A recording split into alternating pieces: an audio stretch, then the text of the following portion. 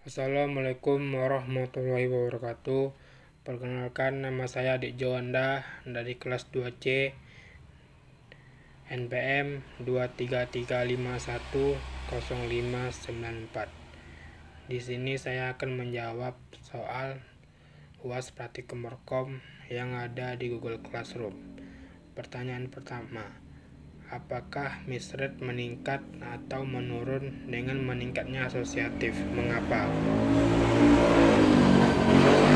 Langsung saja masuk ke SMP case-nya. Saya di sini menggunakan blok in case 32, case setnya 8 KB. Mappingnya saya menggunakan full asosiatif dan replacement polish saya menggunakan LRU. Dan di sini saya menggunakan Velcom. Di sini global hits dan misses-nya yaitu 93,700% dan misses-nya 6,300%. Dan di sini saya mencoba mengganti mappingnya ke set associative 4-way dan kita akan lihat perbedaannya. Nah, di sini global setelah di execute, di sini global hits dan misses-nya yaitu 93,106%, misses-nya 6,894%. Jadi kesimpulannya dari soal nomor 1, yang terbaik itu adalah fully asosiatif dan yang terburuk adalah 4-way. Baiklah, pertanyaan selanjutnya, apakah pengaruh tingkat asosiatif meningkat atau menurun dengan meningkatnya ukuran chest? Mengapa?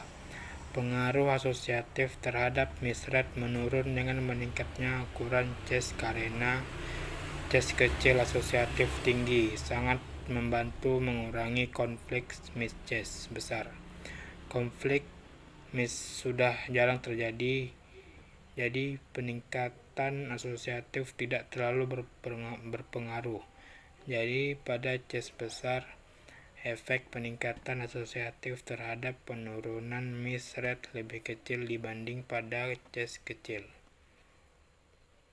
Pertanyaan selanjutnya, kesimpulannya, apakah peningkatan asosiatif meningkat kerja sistem?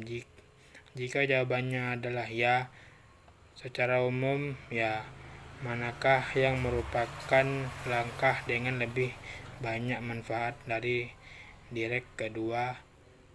Jawabannya, peningkatan asosiatif umumnya meningkatkan kinerja sistem dengan mengurangi miss rate.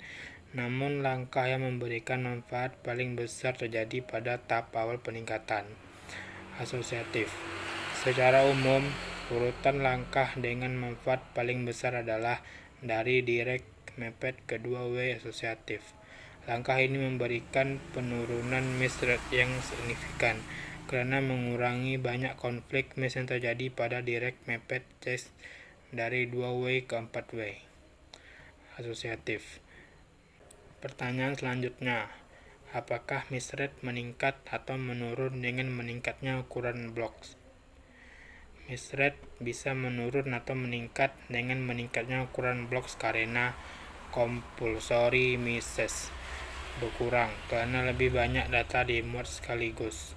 Capacity misses meningkat karena lebih sedikit blocks yang bisa disimpan di chest. Conflict misses meningkat karena lebih banyak blocks dipetakan ke set yang sama.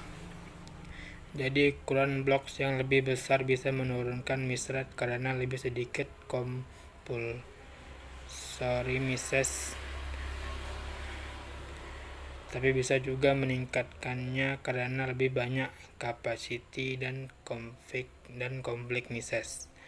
Pertanyaan yang kedua, bagaimana pengaruh replacement polish dengan miss rate untuk setiap ukuran blocks?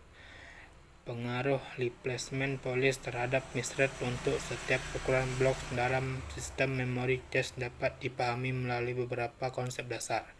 Yang pertama, replacement polish Ini adalah kebijakan yang menentukan blok mana yang harus diganti ketika cache penuh dan blok baru perlu dimasukkan. Contoh kebijakan yang umum digunakan adalah Last Recently Used atau LRU, mengganti blok yang paling lama tidak digunakan. First in, first out FIFO, mengganti blok yang paling lama berada di cache. Random replacement, mengganti blok secara acak. Less frequently used atau LFU, mengganti blok yang paling jarang digunakan.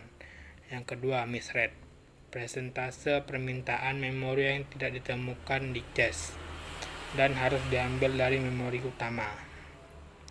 Yang ketiga, ukuran blocks. Ini adalah ukuran dari setiap blok data dalam cache. Ukuran blok yang lebih besar biasanya mengurangi jumlah blok yang dapat disimpan dalam cache, tetapi dapat mengurangi jumlah miss yang disebabkan oleh spatial locality. Pengaruh replacement policy terhadap misread. Umumnya memberikan misread yang lebih rendah dibandingkan kebijakan lain karena cenderung menyimpan blok yang baru saja digunakan. Memanfaatkan prinsip temporal locality, efektivitas LU meningkatkan dengan ukuran blok yang lebih besar, karena data yang diakses secara berurutan cenderung tetap ada di cache lebih lama. Pertanyaan selanjutnya, yang ketiga, secara umum replacement policy dengan misread terbaik dan mana yang paling buruk?